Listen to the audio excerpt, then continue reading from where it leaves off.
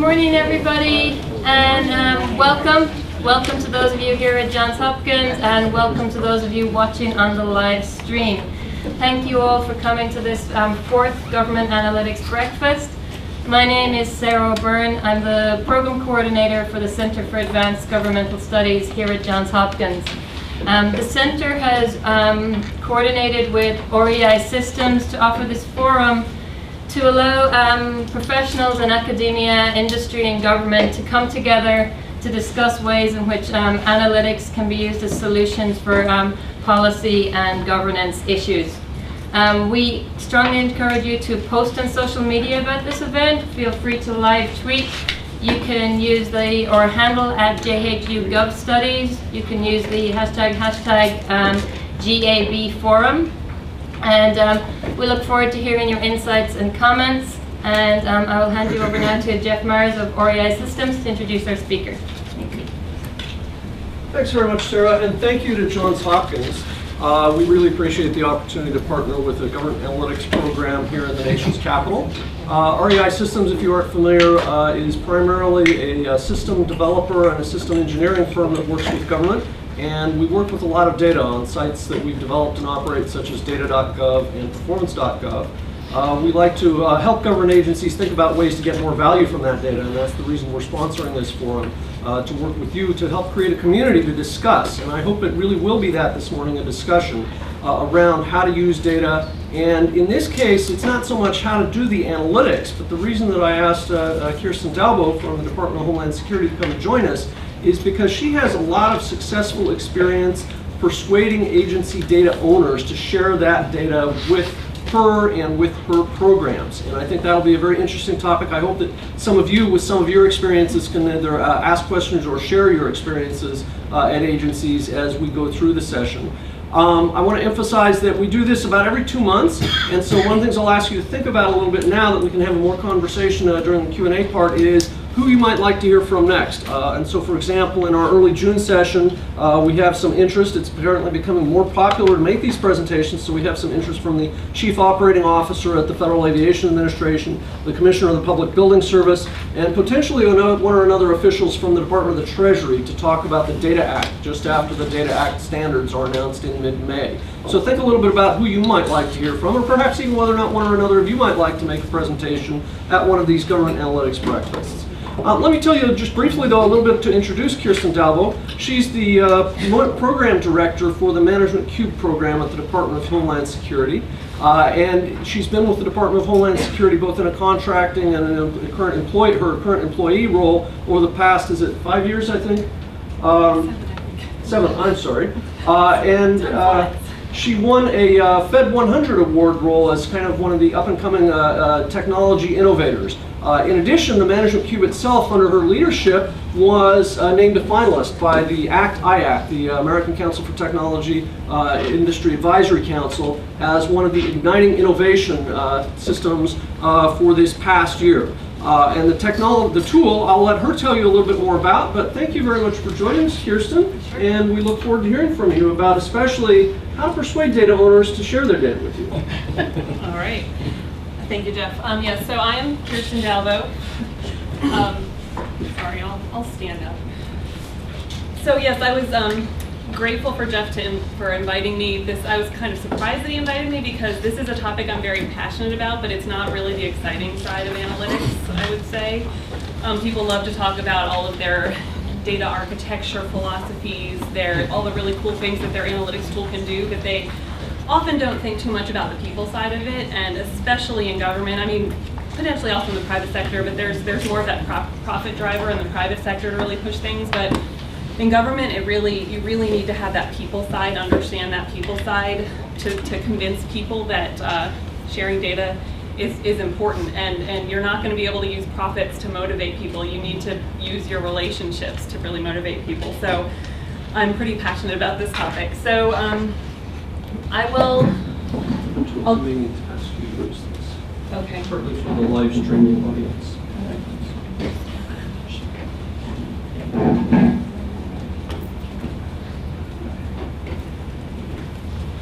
All right, can you guys hear me? Okay.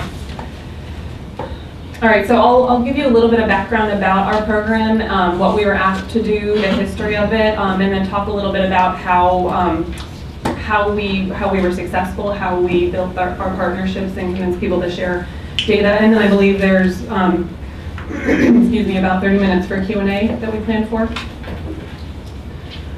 So this is basically what we were asked to do. I guess it was back in May of 2012. The former Undersecretary for Management at DHS, Rafael Boris, asked us to create an information technology tool that integrates financial, acquisition, human capital, contracting, asset, and security data into one place. He was very tired of getting data calls, farming them out to his chief officers, and getting results back that conflicted with each other. Conceptually, this should be a simple idea. When new leadership comes into DHS, people assume that such a thing already exists. Isn't this a simple concept? Can't we all do this already? But we really couldn't. So he basically tasked all of his chiefs to come together and create an executive steering committee where we could figure out how to do this. And I was tasked with kind of leading that as the program manager. I think because we tried doing this on and off for 4 years previously, and I'd been the person who was kind of watching that go through. So I had the most background knowledge, so I think that's how I got pulled into it.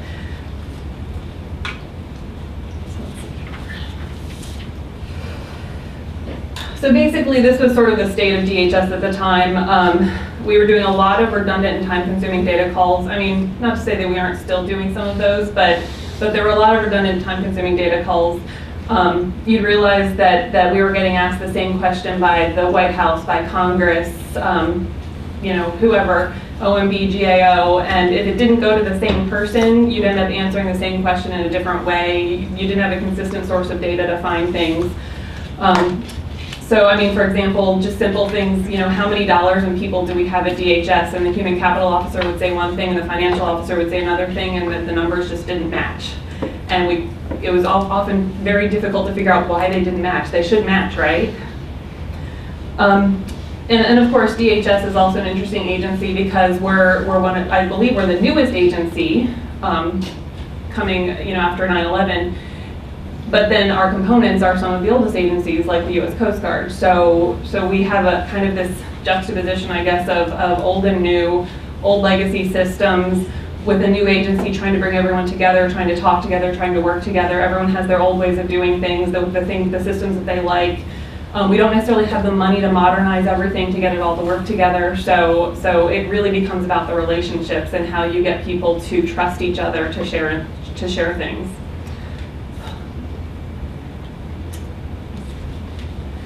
So just some basic benefits of the tool, the things that we were trying to achieve by building this tool. A really big one is the portfolio management piece of things. We do this pretty well in pockets of the agency. I mean, our CIO office does really well in this, primarily because we're required to report in this way. Also, our enterprise architecture office is in the CIO office, so they've taught us how to manage by portfolio. However, groups like the Chief Procurement Office, the Human Capital Office, the Real Property Office, never really thought about categorizing their data by portfolio. They really only categorize it by organization. So it's been a work in progress educating them on how to think about things a little differently. How can we think about categorizing our data by not just organization and who's paying the bill, but what function does something support? What mission does something support? Because these are the questions we get asked the most. When Congress or GAO or OMB asks us a question, it's more often, what are we doing with the cyber mission? They're not really asking, what is NPPD spending? They're asking broadly, what are we doing in cyber? So we need that mission slice of something, or what are we doing in screening? Well, all of our components do a little bit of something in screening, so we need to have that horizontal view of things. So that was a really big driver in getting this tool stood up. Some other basic things, more comprehensive workforce planning. For example, our Human Capital Office largely manages our federal workforce, but they have very little insight into our contractor workforce and our military workforce. So bringing together all of this data gets us better insight into our true workforce as opposed to just the federal workforce. So now we can see contractors, military, and civilian populations to see the more comprehensive view of things. So that's important as well. I could talk about all of these, so I won't read all of them. Another thing that I really want to stress, though, increased collaboration. I would say, from my perspective, our biggest achievement has really just been the increased collaboration, because by putting this effort together, putting our governance structure together, we've built those relationships with people who did not know about their counterpart in the other lines of business to get questions answered. So that alone, from my perspective, has really been the biggest achievement. I mean, yes, we've built a tool and it's pretty cool and it's interesting to see the data, but if anything, the bigger achievement is really just that increased collaboration, the awareness of what another line of business is doing, what data they're collecting, who the person is you can contact if you need to get a certain piece of information. So we, I guess it was May of 2012, like I said, when Rafael Boras asked us to stand up this group. He signed our charter in, I think it was May 2nd of 2012. And basically we set up a 3-tier governance structure. So initially when we stood up, we did not have this blue group. We were really just an executive steering committee with a supporting working group. That was our primary 3-tiered structure at the time, and it was actually, it became a very successful way of building the partnership. So basically, our final decision authority is the Deputy Undersecretary. The co-chairs of our Executive Steering Committee are the Deputy Chief Financial Officer and the Deputy Chief Information Officer, so Stacy Marcotte and Margie Graves. I operate as their facilitator and program manager, and then we have SES level voting members from each of our lines of businesses. So someone from CFO, Human Capital, CIO, Procurement, we call it CRSO, Chief Readiness Support Office. It's basically your CAO function. And then the Chief Security Office. We also have a 7th in there, Program Accountability and Risk Management. They, I think, organizationally sit under the CPO office, but we kind of call them out separately because they manage our acquisition program, so they get their own spot at the table as well. But I didn't put it here to not confuse the picture. And then our working group is the supporting working group, where we have SMEs from each of the lines of businesses who participate. The Executive Steering Committee meets about every 6 to 8 weeks, and then the working group meets every 2 weeks. And we've been going on 3 years now. I think at last count we've had 93 working group sessions. So we all know each other very well at this point. And I could show you a log of the agenda topics for every single one of those meetings. So this was the full kind of governance structure that we set up and where we built the relationships, and we all now know each other pretty well. So this has been pretty successful. It was only really, I want to say, 2013, September of 2013, when we really started building Management Cube, that we set up this blue box, which is really our technical team that supports the building of the cube itself. So that was a little bit later, but this is now functionally our whole governance structure that we use. And I found it to be very successful because we have our Executive Steering Committee, so the executives kind of driving things. They're the people we can reach out to if we have any impediments, need issues resolved.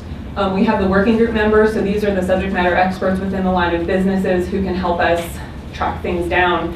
And then we have a technical team, our joint program team, which is actually also comprised of kind of three mini groups. We have our technical team, sort of a change management business type focus, training, communication, change management.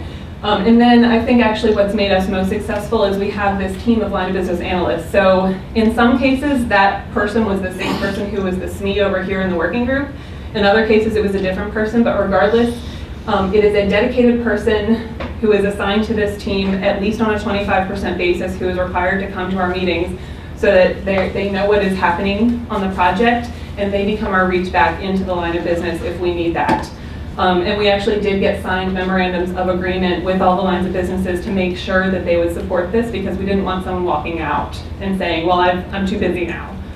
So we have signed memorandums of agreement that these people will support us. They're, what's the term? We don't pay for them. They're free to us, but because this is supported by the whole Undersecretary for Management, we're all working together. So I guess they're a free resource, but they are also dedicated to us and required to participate in our team meetings. So this is the governance structure that we set up that I've found to be quite successful, and it's helped me know who to contact if I need help somewhere to break down any walls. So what was our approach? Again, we started in 2012 really, and there were really three big activities that we undertook. The last one, the building of the actual management cube, is definitely the shortest of all of these things that we did. We probably spent a good year and a half just kind of setting everything up, building the relationships, making sure that we all spoke the same language, and then also co-locating our tools onto a common platform. So we spent, I want to say, 6 to 8 months standardizing our business terminology. When we first sat down, we kind of thought we would just sit down and start building right away, and within just a few weeks, we realized we were far off from building anything because we weren't even speaking the same language. So how are you going to be able to connect data if you can't even speak the same language? So what we did was we polled all of the chief officers from the lines of businesses and said, what are the top terms that you regularly report on? And we put it all into a massive spreadsheet, and where more than one line of business said they regularly reported on the term, we said, okay, that comes to us, we have to define that as a team, and there were 61 of those terms. And they were terms like program. I mean, what's a program? We realized that our chief financial officer was reporting on mission programs. Okay, that's a type of program. And then our CPO office is reporting on acquisition programs. Okay, that's a type of program, similar to mission program, but not the same. And then our chief information officer is reporting on investment programs or Exhibit 300 type programs. Again, related to the other types of programs, but not the same thing. So we needed to figure out what the boundaries were and how they all connected. And then from those 61 terms, we were able to create our first conceptual data model, which is the first mapping of how all of these things connect together. And what I love about the conceptual data model is it proves that none of us lives in a vacuum. We're all working together, we are all dependent on each other, all of these things touches each other. And I think that went a long way to proving that our effort was worthwhile. Because early on, a lot of people were skeptical, wondering why they had been brought to the table. Why can't they just go do their reporting the way they've been doing it? Hasn't that been fine? But when we started doing this term definitions and realizing, oh, someone else is reporting on the same term I am, and they're not using it the same way I am, and then seeing the conceptual data model and realizing, oh, I didn't realize that this term could connect to so many different other places, and maybe I should get to know those other places a little better so I'm more informed about what I'm reporting on. And then from there, we created our logical data model and down to the physical data model. But really, the big achievement, I think, was just the conceptual data model and the logical data model. The next thing that we did, our Enterprise System Development Office runs a business intelligence as a service as one of our cloud services. And we convinced our lines of businesses who were already working on their own business intelligence type tools to come and build it on the same platform. So because they were already working, we all kind of agreed that we needed to at least be co-located. So that helped technically, and that kind of happened in parallel. It was not something I was hugely a part of because we kind of just trusted the lines of businesses to take care of that piece as they came onto our cloud offering. But later on, when we got to actually building the cube, excuse me, it really helped that everyone was co-located on the same environment in the same Oracle cluster, so we didn't have to worry about all of the data transfer issues as much. And then finally, after all of these things happened, probably a year and a half into our effort was when we actually started building the management cube. And we were actually, from that point, it took us about 3 months to get to our initial operating capability and another 3 months with testing and stuff to get to sort of our final operating capability. So really, I mean, in the grand scheme of things, that was the shortest piece of the pie, but the longer piece was all of the pre-work. So, I mean, other things that we did to get to this management, to building the cube, that I didn't even write up here. Through our executive steering committees and our working groups, we co-wrote a share first policy, which at the time felt like we were jumping the gun a little bit by putting this policy together because we were still a ways away from building anything. But actually, I think this was at the direction of the co-chairs of the ESC to do it, and I think that it was kind of genius to do it that way because we were not yet scaring anyone by building anything. At the time, it was very conceptual, and yes, conceptually, we all agree that we should share data, right? So it was a lot easier for us to write this policy together to get it agreed and approved. So we all agreed to that. We approved it. I have all the votes to prove it. And then from there, we took that down another step and we wrote memorandums of understanding with all the lines of businesses that basically said, yes, we agree to share data, and this is how we will share our data with each other. You know, we kind of wrote out the rules of behavior, basically, of how we're going to go about sharing data. You know, if data structures change, you need to alert us. We'll share at least, you know, on a regular cycle, whatever that is. Every line of business has a slightly different periodicity to their data, so whether it's nightly or quarterly, it varies depending on the line of business, but we documented that in these MOUs. And then we took that again to another level where we actually wrote interface control documents and said, okay, now we've agreed that sharing data is good, that yes, we will share data according to these parameters, and now these are the specific elements that we will share. So those were the three big steps that we documented before we ever really started building anything. And I think that helped us a lot as well, because when we actually started building things and we started getting more pushback, we could pull out these signed documents and say, but you signed this document. It's right here. And that really helped us then, because I think we would have hit a lot of roadblocks had we not had those already signed and approved documents earlier, because I could actually pull out the email where that same person who was now pushing back had already agreed 6 months earlier that we would do this.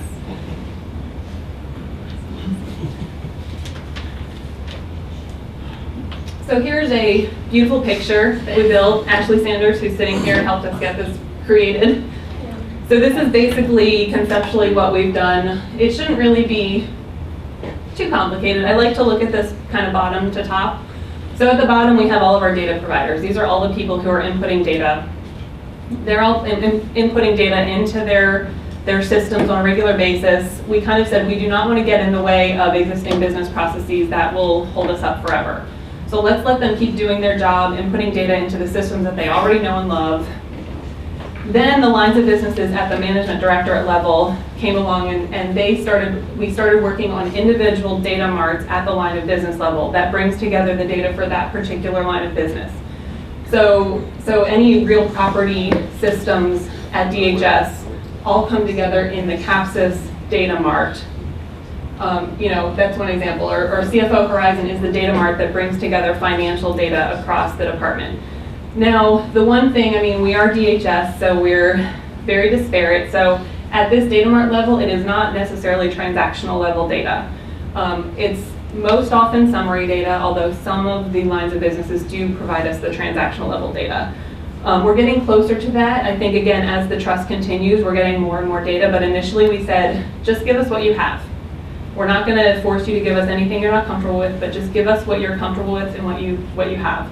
So we have summary data at that line of business data mart level, and the transactional data is down in the source systems feeding into the data marts. And then we put the management cube on top of those feeder data marts. Another reason why this became very important, when we came along and started working on this management cube effort, we started getting a lot of pushback from the lines of businesses. Basically, they saw us as competition. You know, what are you doing? Why are you building this? I already do this. And we had to convince them that, yes, you do this. And what you do is very important. But what we're doing is another level of that. And we're not only taking what you do, but we're adding it to the other 6 lines of businesses. So we built this structure basically to say, look, you are very important to this. We're not in competition. We're actually working together in this. And if you don't do what you do, I can't do what I need to do. So that also helped convince them that we're all in this together. And no, I'm not trying to put them out of business. If anything, I'm probably making their work even more important. Because if their work goes out of business, you know, if CFO Horizon goes under, I lose all of my financial data. No financial data will come to me if CFO Horizon goes under. So this was our conceptual model, and really helped kind of sell what we're doing. Again, you know, that was, like I said, a big deal, trying to convince people that we were not in competition, but rather we were in collaboration on this. This was a big teamwork effort, and it helped them a lot to see that we were not trying to get in their way, but instead we were trying to work with them and trying to actually raise the relevance of what they were doing. So this next slide, integration dimensions. So if you wonder how we got the name theCUBE, it is not an acronym for anything, surprisingly, although a lot of people ask me what it stands for. It's the board. So one of our big challenges early on is, again, trying to convince people to share data with us. they would sort of turn it back on us and say, well, what are your requirements? What questions are you trying to answer? If you tell me what question you're trying to answer, I will provide the one data element that you need. And so we basically had to say, honestly, we don't know what question we're trying to answer.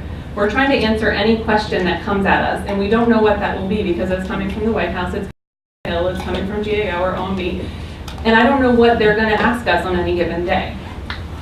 So we really just need your data. You can't just give me the one data element.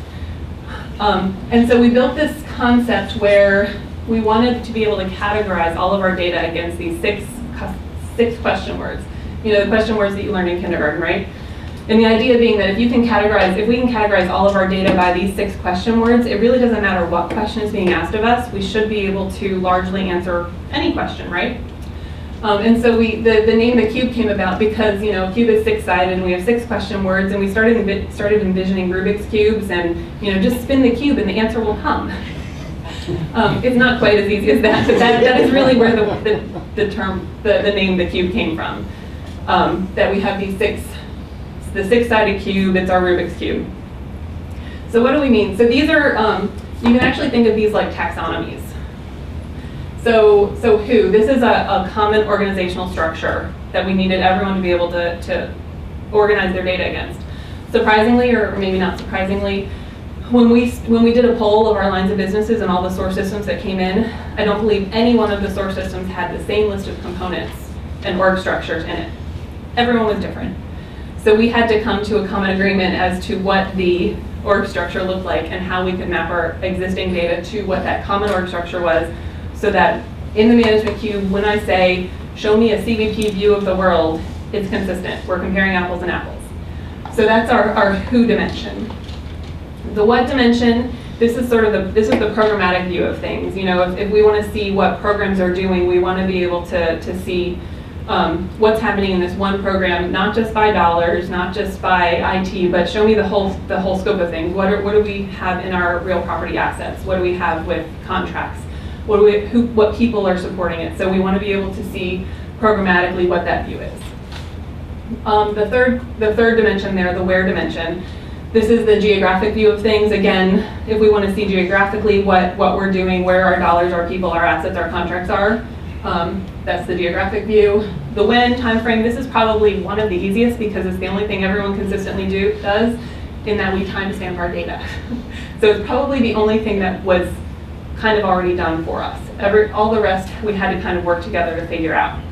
That's not to say that we don't all have the same periodicity in our data. We did not try to tackle that problem. We're not trying to change reporting cycles so that everyone magically aligns on the same day and the same point of time. We kind of just said, whatever your periodicity, if you report nightly or if you report quarterly, just give us whatever is most recent. As long as it's time-stamped, we should be able to see what September of 2013 looks like. So that's what we did. We did not try to manage the magical, everyone will magically align on this day and time. That felt like an unwinnable thing to me and not the problem I wanted to tackle. The last two are very important for what I mentioned earlier around portfolio management. So our why dimension is really the alignment to our mission. So that's our quadrennial Homeland Security review, our strategic plan. So being able to align all of our data to what mission it supports. And then the last one, the how, this is really the enterprise architecture, functional areas, and capabilities. So basically these last two are both ways of getting a portfolio view of each other. They're slightly different ways of seeing the world. They are probably the most important, but they are the hardest for us to do. And this is probably the area that we're still really working on today. You know, our CFO office does a pretty good job of aligning to the why and the how. Our CIO office does a pretty good job of aligning to the why and the how. Our acquisition office as well, but the rest of them, the human capital, the real property, the contracts, they're still struggling with it, so we're working with them on that. Although Data Act is one way that we will do a little bit better on getting alignment here because it's a federal requirement that is going to force our contracting office to do better jobs at categorizing their data. So we're looking at things like that to help drive that next level of maturation in our ability to align to our portfolios. So finally, I've mentioned a lot of these things, but these sort of became the key things to help us build, to help us become successful, really. So I've bucketed them in 3 general areas: data governance, quality, and competence. So in the governance area, we talked about our 3-tiered governance structure. We have a whole cadre of people who know what we're doing. They're involved through the ESC or the working groups or our joint program team. And if they're not involved in one of those, they have the right contacts within their lines of businesses to get us the people we need to help us answer questions. Like I mentioned, we have our approved share first policy, the signed MOUs, and those ICDs. They become very important whenever we get a little bit of resistance or pushback. We can pull them out and say, you did agree to this. If you don't agree anymore, why would that be? Can we modify the document to make you more comfortable? But you will need to agree to something. And then we also put in SOPs to kind of just lay out the rules of the road. You know, how would things work if someone wants to get at the data in the tool? What is the process they need to follow? We've actually set up sort of an approval process where analysts can go into the tool and do ad hoc reporting, but it will always have a draft watermark until it goes through an appropriate review process. So to get that draft watermark reviewed, it will actually come to our joint program team where the line of business analysts have that right of review, right of refusal of the analysis. Basically, it's the opportunity for an analyst who specializes in a certain set of data to say, yes, you used my data correctly, or no, you did not use my data correctly. So that was a big deal in getting our executives comfortable with sharing data. The fact that we said all data will be marked draft, all reports will be marked draft, until you or your team has that opportunity to step in and review things. So for example, if someone does an ad hoc analysis that brings, that has both asset data and people data on it, that means both the human capital line business analyst and the real property analyst are pulled in to review it and say, yes, my data has or has not been used correctly. If it's not being used correctly, okay, what can we do to fix it? Is there a better element out there that can more accurately answer this question that I'm trying to answer? The next area is data quality. We basically we have source to target reconciliation sessions. Anytime we bring in new data to the tool, we sit down with the technical teams and make sure that the source matches the target. And we have some measures and metrics to track our quality concerns. Yeah, I think those are the big points there. And in data confidence, another thing that we did, we put footnotes on every single report that is published in the tool. So basically, line of businesses, when they feed us their data through their metadata layer, they provide us basically their subjective quality assessment of the source of the data, and we publish that on the report. So, and the tool does this automatically for us. So we're, depending on what element is picked from the data model, the tool automatically knows what source that comes from and will pull from that metadata the quality and publish it right there on the page. So you can't remove it. That was, again, another thing that helped get buy-in, because we published that right there, largely because a lot of people had concerns that I don't really want people to see my data because we know it's not that great.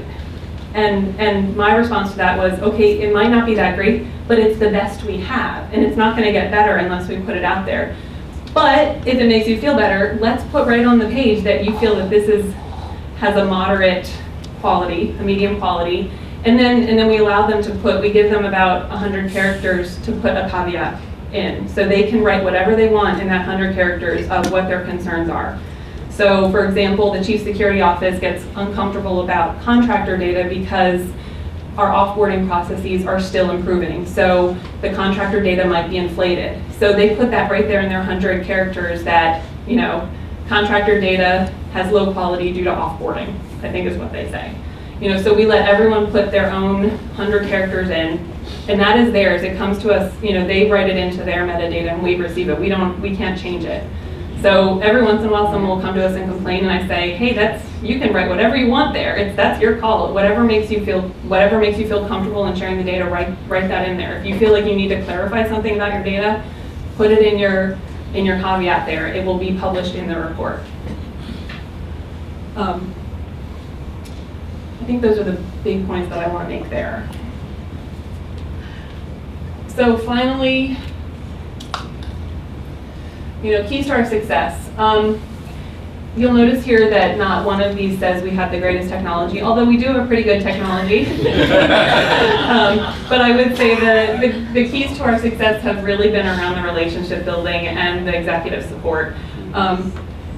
So we really did have strong high-level leadership support that helped. Our Undersecretary for Management has quarterly internal progress reviews, and for a solid 2 years, we were always the first to present at every meeting to make sure that we were all on the same page, we all agreed that this is important, and we were all going to work together. As I mentioned, the constant reminder that all lines of business are critical to the success of this project, that we can't do this without any one of them, we're not in competition with them, we're working with them.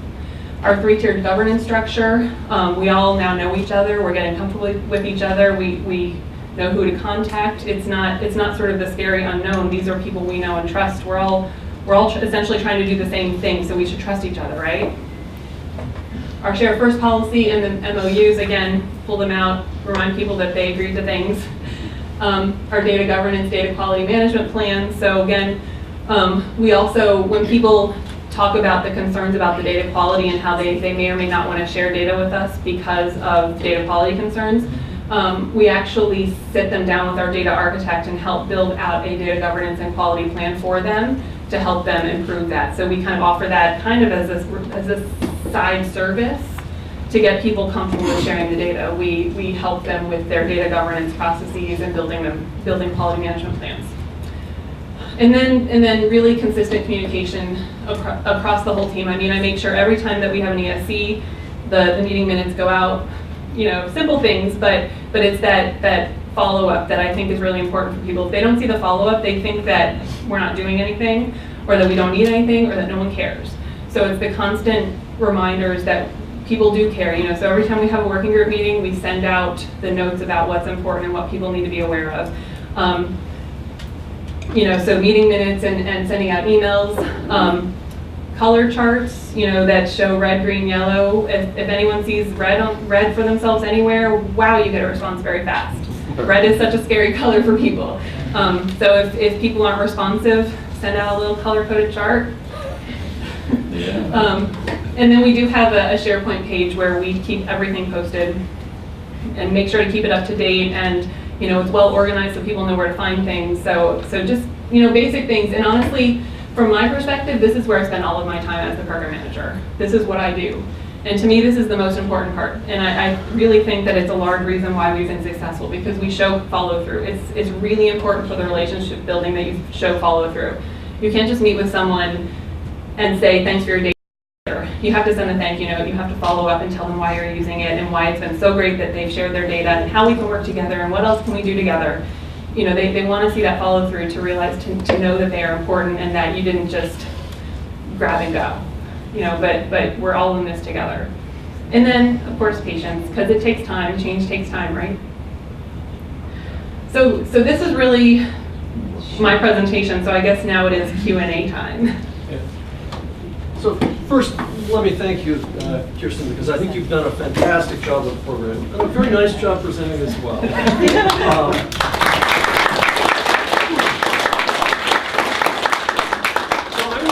One kind of kickoff question, and then invite all the rest of you to ask whatever questions you'd like of Kirsten. And that the caveat, which you probably deduced from Kirsten's remarks, is that REI Systems did help build the management cube.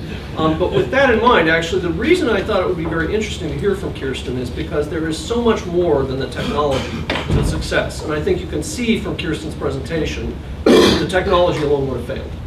The technology with a bunch of kind of careful governance, follow-through, persistence, and dedication is the reason why it's working. And so my question to you is actually kind of beyond DHS, which is you're getting a number of your lines of business, perhaps not quite all yet, to begin capturing information about what is the mission program for which the money was spent, or for which the human resources were dedicated, or for which the facility is used. And to a certain extent also about kind of what activity, whether it be cyber or whether it be customer support or what have you. And those are the sorts of things that then allow you to answer an integrated question. What are we dedicating to the cyber program? How many people? How many dollars? How many contracts? What facilities? What geographic locations? When? And those, I think, are the same sorts of questions a lot of agencies have, and in fact, the same sort of reason the Data Act is being implemented. And so my question to you is, can the folks across government and perhaps those related to Data Act implementation cheat? Can they just steal some of your definitions from your taxonomy? And to a certain extent also, how much trouble is it to get those kind of recording of whether it be spending or human capital facilities by kind of by mission or by activity? Is that a lot of trouble or a little trouble? Well, first, we actually do work, it's a big question. We have actually worked pretty closely with the Data Act. We actually sent them all of our definitions, and they use those as their basis for what they're doing. You know, the conceptual data model and logical data model that we built, we sent them a while back. So Treasury and OMB are cheating and stealing from you. Right. Right. So, and we were asked to participate in their working groups. Yeah, we're already working very closely with the Data Act, and they're using a lot of our work and the model that we put together. How hard is it to get data aligned in portfolios? Is that essentially your question? I would say it's still a work in progress.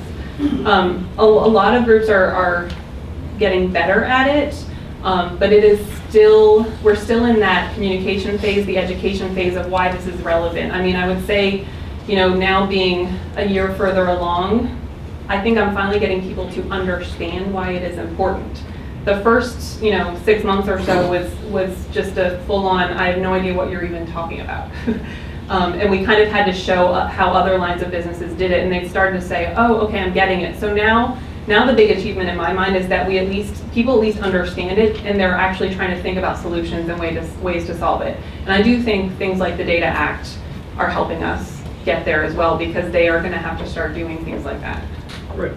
So let me ask, any of you who would like to ask a question, since we seem only to have one microphone, could you repeat the question Sure, so that especially best. the folks on the live stream web can hear it, Sure. and then offer the answer? Some of your components, let's say the Coast Guard, may have some of the same management and information sharing problems. Do you see any of your DHS components modifying their business practices or adopting some of the ideas that you've developed here? I mean, we purposely built our processes such that we were not asking anyone to change. But I do think now that we've done what we've done so far, we're actually now seeing that filter back, and people are starting to sort of voluntarily change things. So we approached it in that we never had a mandate, we never had a stick. We just tried to build a really big carrot, I guess, in getting people to kind of see the benefit of this model.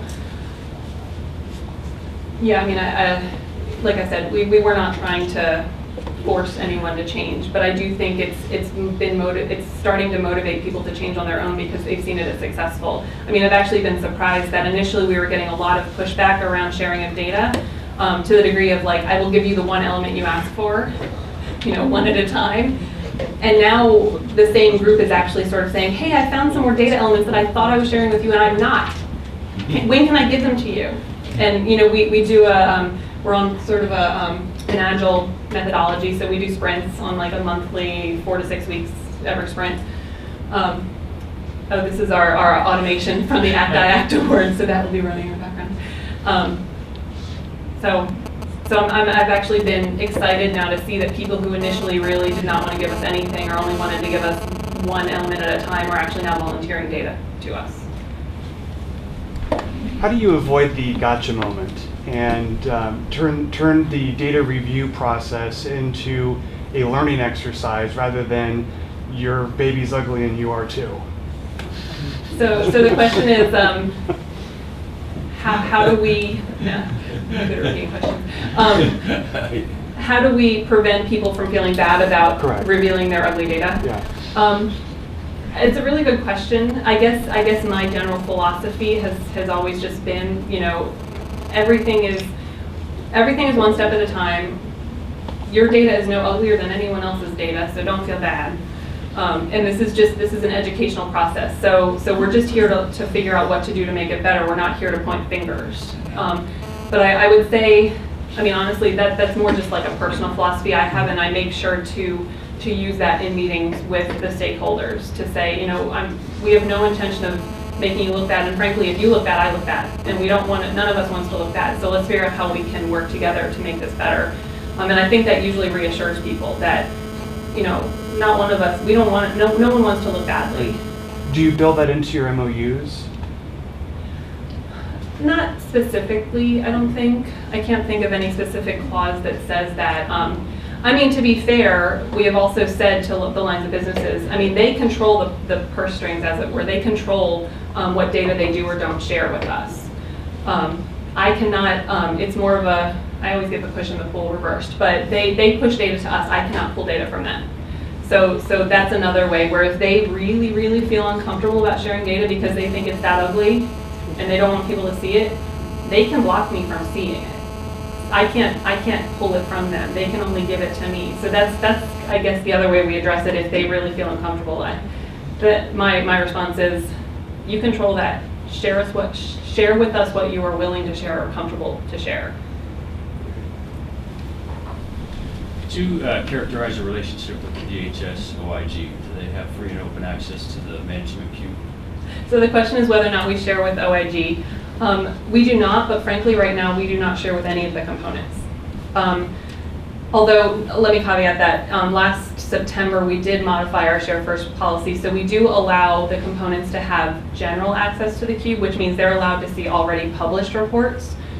We do not allow them access to the ad hoc tool. So basically we don't allow any of the components access to the raw data, but they can see published reports that have been approved. But honestly, not a ton of components are taking advantage of that. And honestly, I don't know that we've specifically gotten any requests from the OIG, so we're not necessarily like telling them. You know, if they were to ask, that would be a good question, because I'm not quite sure what we would say, but we do let other components have that general access, and I imagine we would probably grant them access as well, because they are essentially a component of ours, our internal OIG. I have a question actually about how you're connecting the data more technically. The source system to data marts, are those, now that you've explained that those are push relationships as opposed to your pulling, who writes those ETLs? Or are they written in ETL? Well, okay, I don't have the slide up anymore.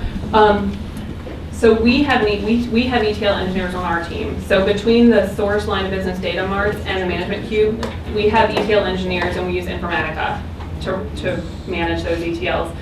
Between the source systems and the line of business data marts, those are different teams. So down here, the collection of data into the data marts, those are different teams. I know those teams well, but I don't manage those teams. And every line of business does it a little differently. So I think some use ETL and Informatica.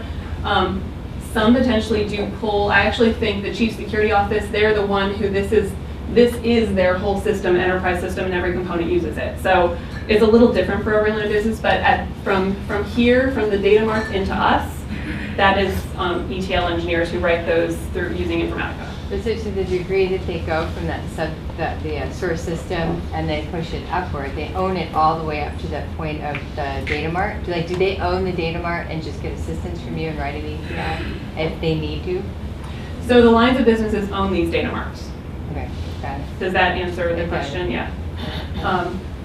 But they sit on a common sort of cloud platform.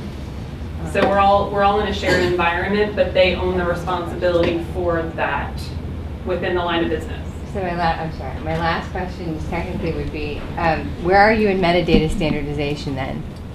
And one of the comments that you made was about getting to, it was under your data governance, quality, and confidence. It says, you said entity and attribute level confidence should be established in the metadata. So it sounds like it's a future step. And most of us think about getting the metadata and the technical data governance right first, but obviously that's not a great approach. Yeah. So what we did, we're looking at it from here on up. We did not try to go down at this layer. That felt like it would have been many years of work if we had tried to go into source systems to do that. So we basically said, let all of this stay the same. It has existing funding. We do not have funding to support all of the changes that will be needed here. Let's let each line of business manage the coordination of their sources into their data mart. And then from this on is where we come in, and that's where we standardize on our metadata. Okay, got it. Well, If I might interject, one of the things I've observed at DHS is there's a little bit of a kind of a push. We have this data, let's push it up and let's see what can be done with it. But there's also a very healthy pull occasionally, and especially as Kirsten was describing from the Undersecretary of Management, Rafael Boris, who had some very basic questions from his business background.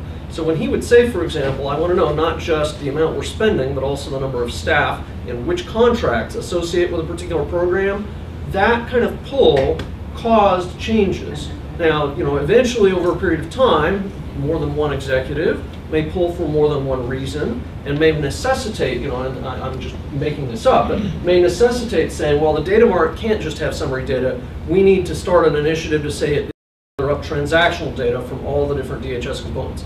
That may or may not happen, but eventually it won't happen, I suspect, unless there's a pretty strong pull for a pretty good reason.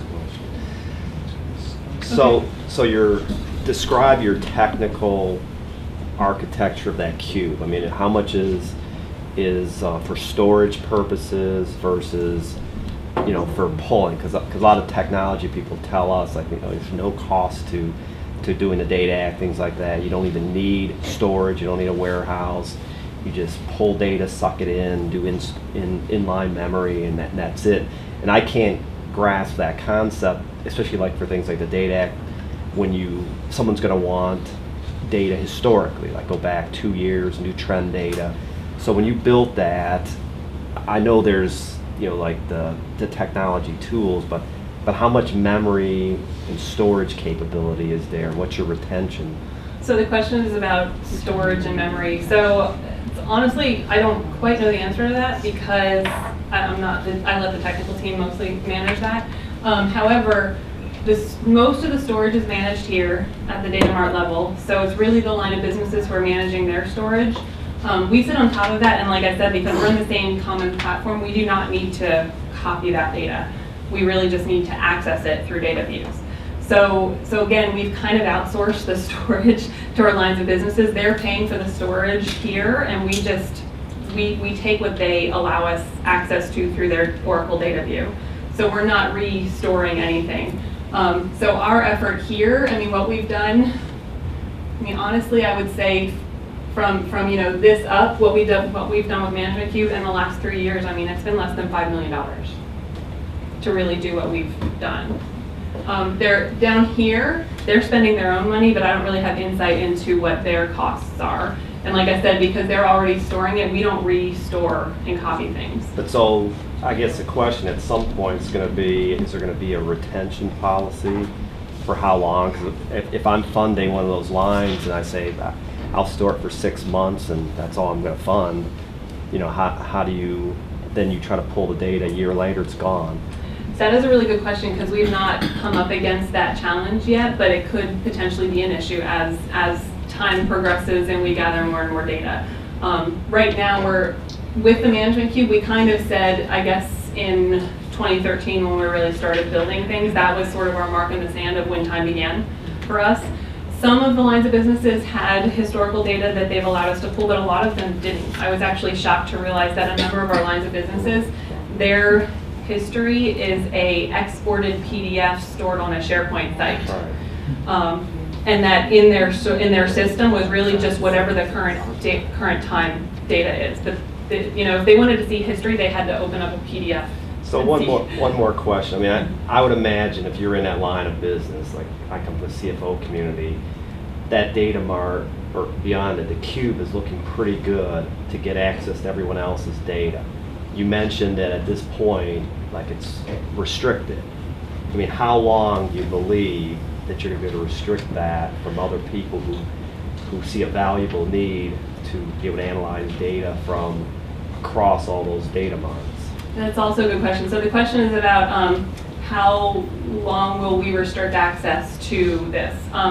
So this is actually something I'm thinking a lot about these days because to build the relationships and the trust, we had to build in restrictions. But now, a year later, we're starting to have conversations. The fact that last September we got all of the lines of businesses to agree that yes, okay, components can have general access view. Okay, so that was a big achievement.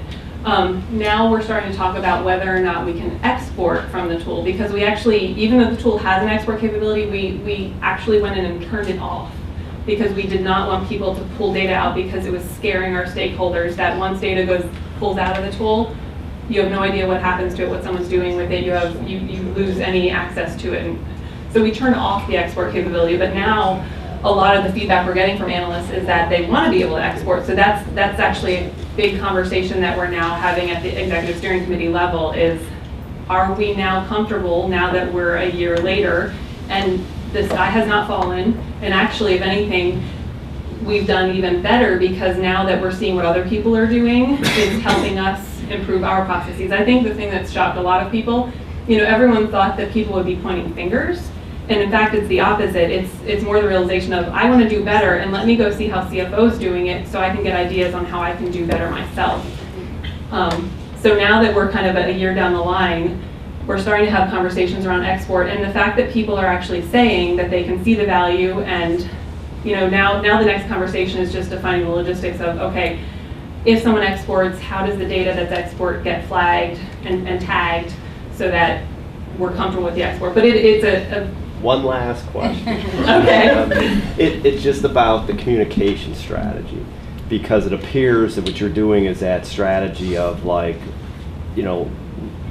yard at a time, tell people, and then they buy in, then you go the next step. I mean, 10 years from now, it's not going to look at all like that. Oh, yeah. So the question is of course, the data below, the crappy data, at some point someone's going to have to clean it all up. And it's becoming obvious it's not.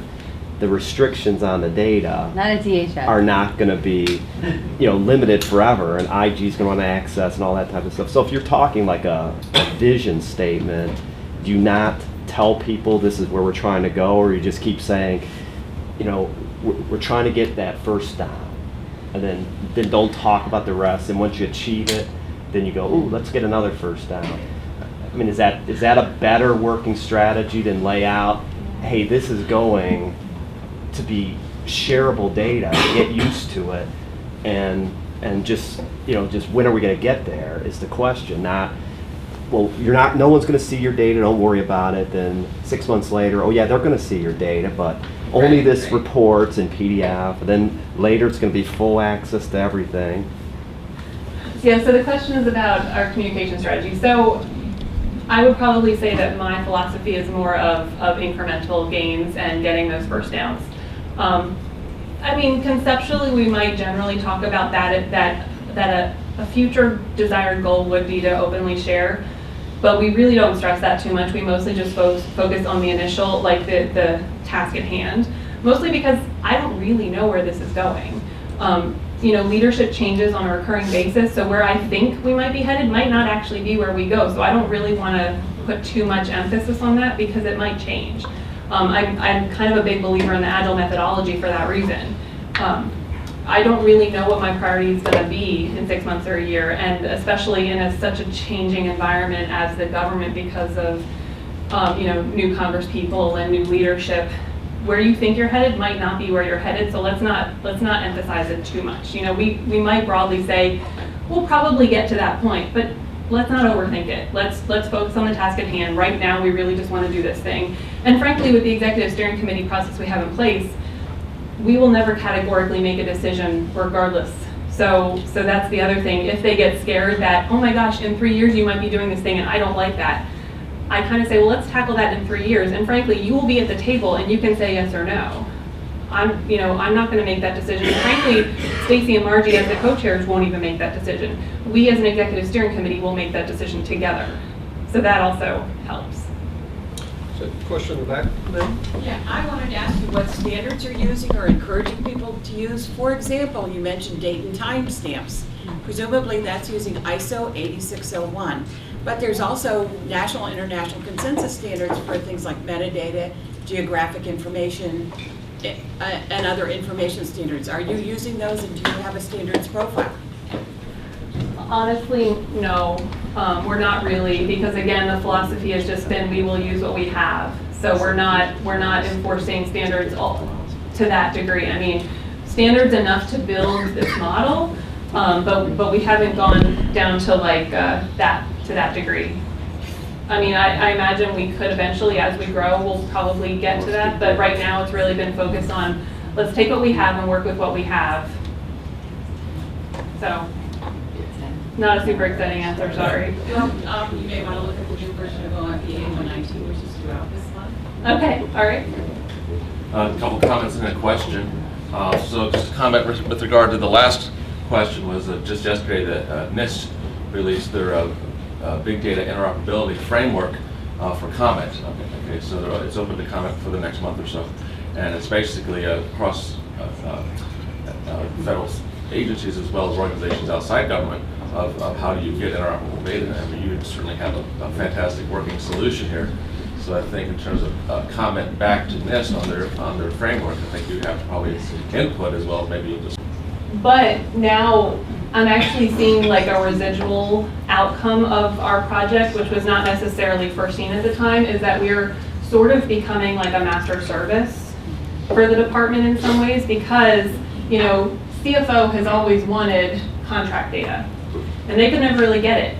But now we have contract data easily accessible because we've already built all those ETLs from the more complex procurement system. And now we can become that service back.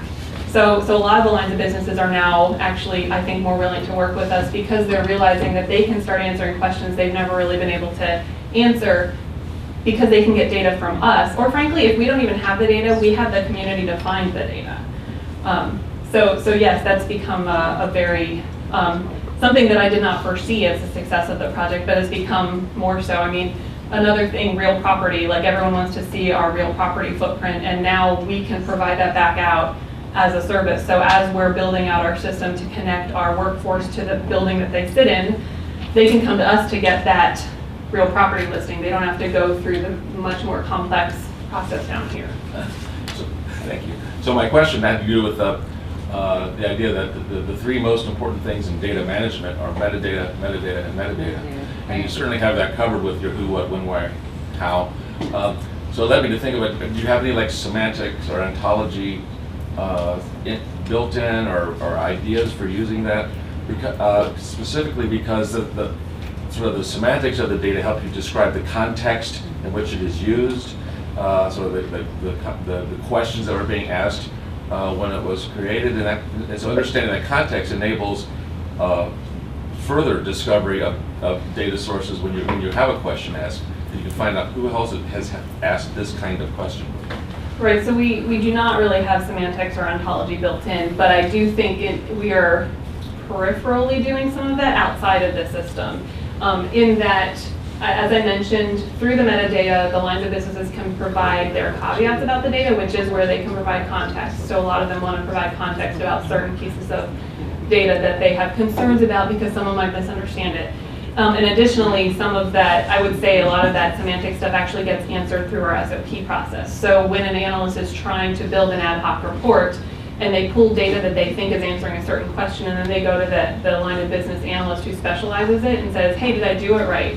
That person can say yes or no, and then sometimes say, well, actually, I think what you're looking for is this, or maybe this, and so kind of it's... Well, more formally, I guess, make that part of the system, so you don't have to go to a person and ask, is this correct? Yeah, we could look to do that, but gets more expensive, I guess, and for now, actually, I think people are more comfortable doing it face-to-face in that relationship building kind of way. Yeah, just in terms of building the trust, I actually think people prefer to see the face-to-face. I think I was just mentioning to someone in here earlier that I realized we had a focus group earlier this week, and so a few people said that they had stopped using the tool because they were confused about something and they didn't know who to contact. And I said, well, the email address is right at the bottom of every screen. Why didn't you email that email address? And they said, well, but it's just a general email address. It's managementcube@dhs.gov. I don't know who that goes to. And I said, well, it goes to me. But it just never occurred to me that people wouldn't email that email address, that they wanted a name and a face. Yeah. Just one last comment, which is more of a concern than a comment, which is you said you have 100-character field for people to enter sort of free text. I mean, even Twitter has 140 characters. True. Well, to be fair, it's actually not limited.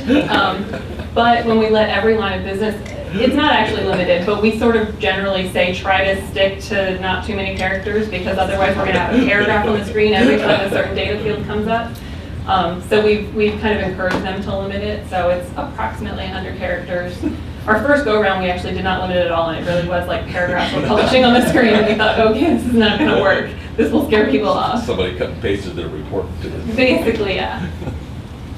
So I have a question more organizationally. So when you were creating your steering committee, like you said, a lot of times you do have a lot of turnover with your leadership. How do you continue to get this buy-in to this project? We have a couple of projects that we have a lot of our top people on, and as they move, we're continually having to go back to the drawing board and show them the importance of the program or the project. So how have you done that, maybe into your communication strategy, or just continuing on?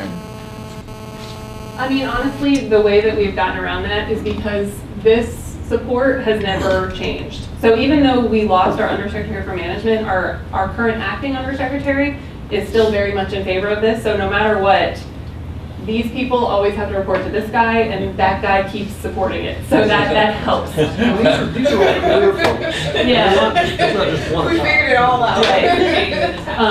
So I mean, it's not the best answer, because you can't necessarily go tell your undersecretary level person to support something, but that's what's really helped us. A little bit to that. We also did, we built a lot of roots in the program too, right? At all of those different levels. So we've reported out a lot about the management cube. It's in our strategy for high risk management. So we've talked about it. We've gotten public commitment to this program. We also have built a real community of analysts who use it, right? We have a really elaborate training program that's required to become part of it. We kind of make disciples of the management cube. And all of the regular communication that Kirsten pushes out, we even do like newsletters. There's a very complete web page that goes with all of this. There's extensive frequently asked questions. And before we started this, we really did have a communication and change management plan, because we knew that was what was going to keep this sustained over the long term. So yeah, Ashley was my person here until like 6 months ago. Let me also interject. In this instance, you may not have figured out, although it's probably not hard to, DHS doesn't expose any of this to the public. But, for example, other clients that are using similar technology, the Food and Drug Administration's FDA data dashboard, about 1/3 of their data is exposed to the public, and so they're kind of gaining public constituents, which makes it a little harder to kill. And they're also using it a little bit for internal purposes, but they're using it in that case to try and help kind of put the fear of God into the drug manufacturers who might be using unsafe practices, that look, here's how effective the FDA is, and we're really going to come after you. And so it's kind of being leveraged to achieve some of their mission purposes as well.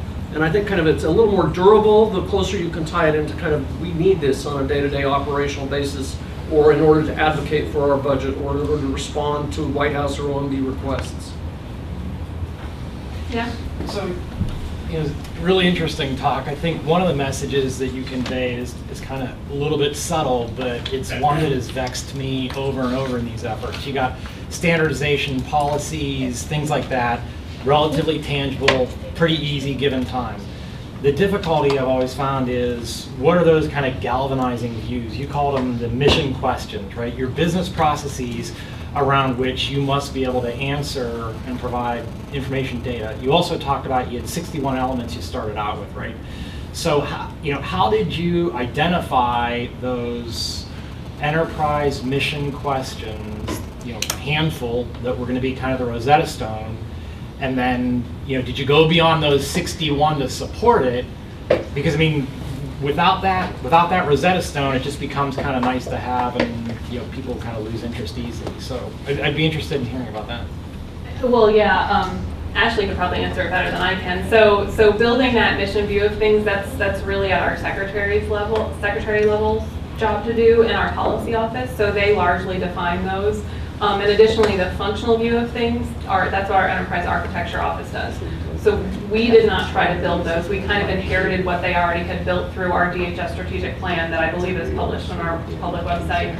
And then enterprise architecture also has their own sort of slice of view of the world, and we use that to get that functional areas and capabilities. So we didn't take that on. So we really, through our working group, we did take on the defining of the terms, so we could build a conceptual data model, but we did not also try to define the missions of the department or anything like that. That was the policy office, and we inherited what they did. And Ashley could say more.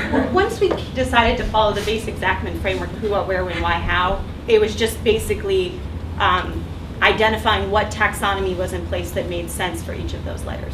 Yeah, that's exactly right. I mean, we didn't want to rebuild things. I mean, initially we were given like 6 months to do a pilot, so there's not a lot of time in 6 months.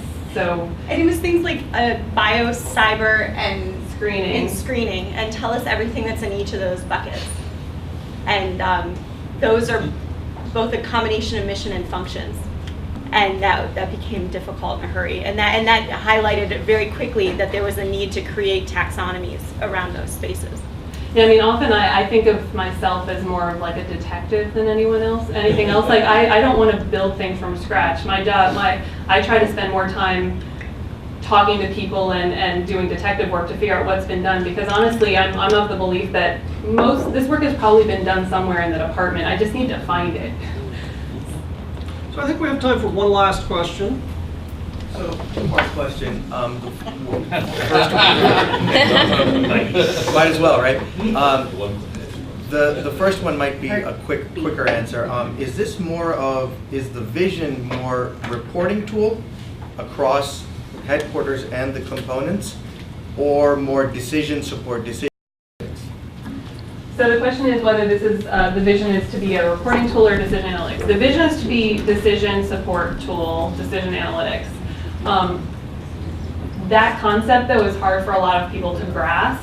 So we've started more on the reporting side, and we've actually not really turned on a lot of the analytical features of the tool because people don't know how to use them yet. It's still kind of a foreign concept. So we focus more on building the data model, educating people in the data model and how to report on it. So I think even though the ultimate vision is more around decision analytics, we're still a ways away from that because a lot of people just don't understand it. And frankly, one of our mottos has always been, and this is when Keith Trippy was still around at DHS, and I don't know if anyone saw him speak, he loved to do the speaking circuit, but we were going to unleash the analysts. So the goal was that we did not want to have analysts, we didn't want to have to hire technical people to do reports. We want the regular old analyst in the line of business to be able to do their own reporting. So that constrained us a little bit because we didn't have super technical people doing this work. We wanted a tool that was easy enough to use that a financial analyst could figure it out. So, okay. And then, that was a short one. I guess in terms of data, how satisfied and how satisfied are you with the amount and the types of data that you've been able to get from the components? So the lines of business, right, they're all at headquarters and you're at headquarters, so that might be an easier information exchange or to get the information from them.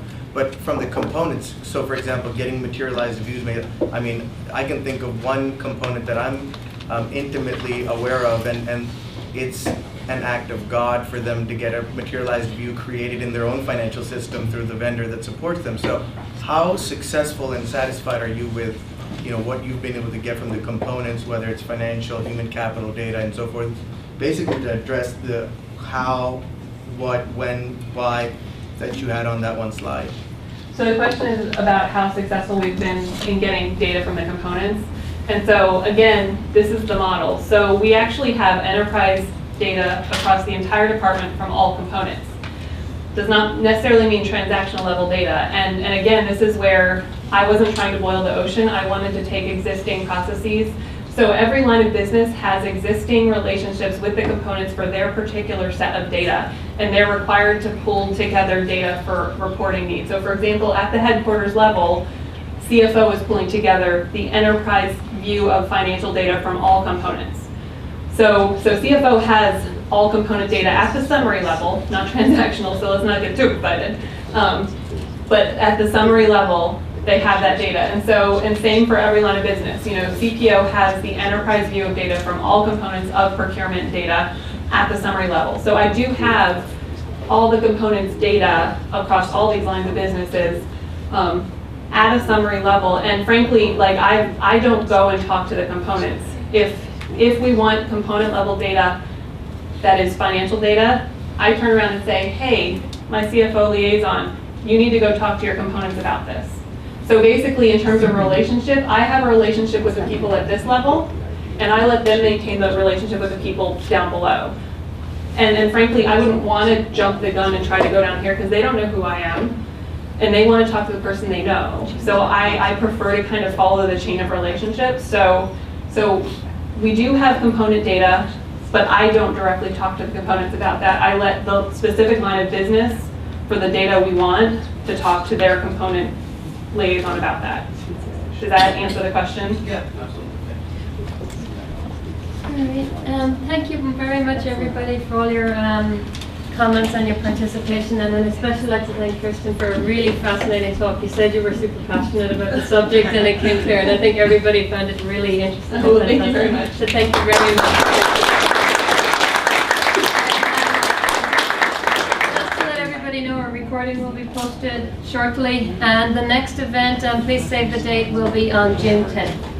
I think it's the 11th. It's the second Wednesday in June. All right, June wrote down the 10th. Okay. So June 11th. So second Wednesday in June. That's a safer way of saying it when I don't have a calendar in front of me. Thank you very much, and thank you, Kirsten. And one last comment. As long as it's okay with you, Kirsten, we'll post the two slide sets, the one description of the management cube and the other presentation you just gave. Would that be okay? I imagine, yes. Okay, I mean, so they've already approved me to brief it to you guys. so you can find them either on the Johns Hopkins website or on REI's website. And if you have any problems or questions, go ahead and contact me. I'm Jeff Myers, and thank you for coming.